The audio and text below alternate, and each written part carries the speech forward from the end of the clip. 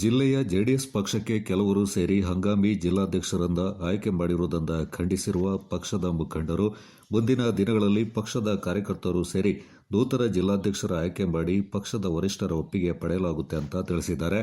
ಬುಧವಾರ ನಡೆದ ಸುದ್ದಿಗೋಷ್ಠಿಯಲ್ಲಿ ಪಕ್ಷದ ಜಿಲ್ಲಾ ವಕ್ತಾರ ಕಾಟ್ನಮನೆ ವಿಠಲಗೌಡ ಮಾತನಾಡಿ, ಜನವರಿ 5ರಂದು ಕುಶಾಲನಗರದ ಖಾಸಗಿ ಹೋಟೆಲ್ನಲ್ಲಿ ನಡೆದ ಪಕ್ಷದ ಸಭೆಯಲ್ಲಿ ಕೆಲವೇ ಮಂದಿಯ ಸಮ್ಮುಖದಲ್ಲಿ ಕಾರ್ಮಾಡು ಸುಬ್ಬಣ್ಣ ಅವರನ್ನ ಜೆಡಿಎಸ್ ಹಂಗಾಮಿ ಜಿಲ್ಲಾಧ್ಯಕ್ಷರನ್ನಾಗಿ ನೇಮಕ ಮಾಡಿರುವುದು ನಿಯಮ ಬಾಹಿರವಾಗಿದೆ.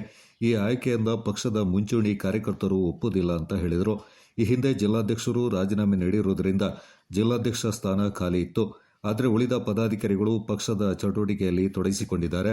ಆದರೂ ಅನೇಕ ಪದಾಧಿಕಾರಿಗಳಿಗೆ ಮಾಹಿತಿಯನ್ನ ನೀಡದೆ ಸಭೆಯನ್ನ ಕರೆದಿದ್ದಾರೆ. ಸೋಮವಾರಪೇಟೆಯ ಸ್ವಯಂಘೋಷಿತ ನಾಯಕನೊಬ್ಬನ ಚಿತಾವಣೆಯಿಂದ ಇಂತಹ ಆಭಾಸಗಳು ನಡೀತಾ ಇವೆ ಎಂದು ಆರೋಪಿಸಿದರು. ಅದನ್ನು ದುರುಪಯೋಗಪಡಿಸಿಕೊಂಡು ಏನೇನು ಮಾಡಲಿಕ್ಕೆ ಹೊರಟಿದ್ದಾರೆ, ಪಕ್ಷವನ್ನು ಅಧೋಗತಿಗೆ ತರಲಿಕ್ಕೆ ಹೊರಟಿದ್ದಾರೆ ಅನ್ನೋದ್ರ ಬಗ್ಗೆ ಮಾಹಿತಿ ಕೊಡಲಿಕ್ಕೆ ಮತ್ತೆ ಸಂಘಟನೆ ಬಗ್ಗೆ ಮಾತಾಡಲಿಕ್ಕೆ ಪತ್ರಿಕಾಗೋಷ್ಠಿ ಕರೆದಿದ್ವಿ.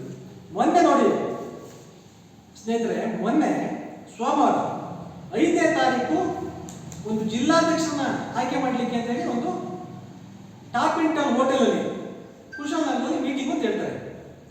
ಆ ಮೀಟಿಂಗನ್ನ ಇಲ್ಲಿ ಸ್ವಯಂ ಘೋಷಿತವಾಗಿ ಘೋಷಿಸಿಕೊಂಡಿರ್ತಕ್ಕಂಥ ನಾಯಕ ಅಂತ ಹೇಳಿ ತಿರುಗಾಡ್ತಕ್ಕಂಥ ವ್ಯಕ್ತಿ ಒಂದು 15 ಜನರಿಗೆ 20 ಜನರಿಗೆ ಹೇಳ್ಕೊಂಡು ಅಲ್ಲಿ ಕಾರ್ಮಾಡ್ ಸುಬ್ಬಣ್ಣ ಅಂತ ಹೇಳೋನ್ನ ಅಧ್ಯಕ್ಷತೆ ಮಾಡಬೇಕು ಅಂತ ಹೇಳಿ ಪ್ರೀ ಪ್ಲಾನ್ ಮಾಡ್ಕೊಂಡು ಮೀಟಿಂಗ್ ಅನ್ನು ಕರೆದಿರ್ತಾರೆ.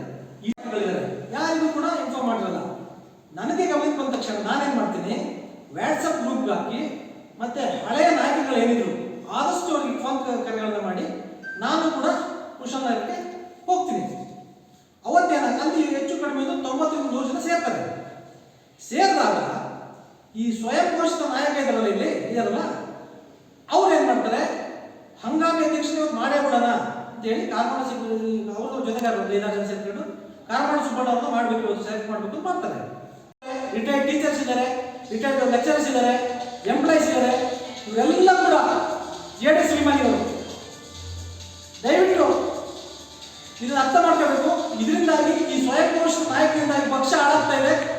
ಹಾಗಾಗಿ ದಿನಗಳಲ್ಲಿ ಒಕ್ಕಲಿಗರ ಕಲ್ಯಾಣ ಮಂಟಪದಲ್ಲಿ ಬೂತ್ ಮಟ್ಟದಿಂದ ಇರತಕ್ಕಂಥ ಕಾರ್ಯಕರ್ತರನ್ನ ಕರೆದು ಅವರ ಅಭಿಪ್ರಾಯನ ಪಡ್ಕೊಂಡು ನಾವು ಈ ಭಾಗದಿಂದ ನಾವು ಅಧ್ಯಕ್ಷನ ಆಯ್ಕೆ ಮಾಡಿ ವರಿಷ್ಠರಿಗೆ ತಲುಪಿಸುವಂತ ಕೆಲಸ ಮಾಡಿದ್ವಿ.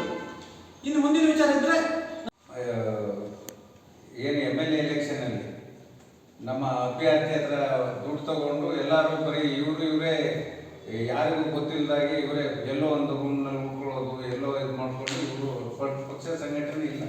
ಈಗ ಪುನಃ ಈ ಎಲೆಕ್ಷನ್ ಬರ್ತಾ ಇದೆ ಅಂದಾಗ ಈಗ ಇವರು ಈ ಪಕ್ಷ ಸಂಘಟನೆಗೆ ಹೊರಟಿದ್ದಾರೆ. ಆದರೂ ನಮ್ಮ ಎಲ್ಲರೂ ಕೇಳೋದಿಲ್ಲ, ನಮಗೆ ಗೊತ್ತೇ ಇಲ್ಲ, ವಿಷಯನೇ ಗೊತ್ತಿಲ್ಲ.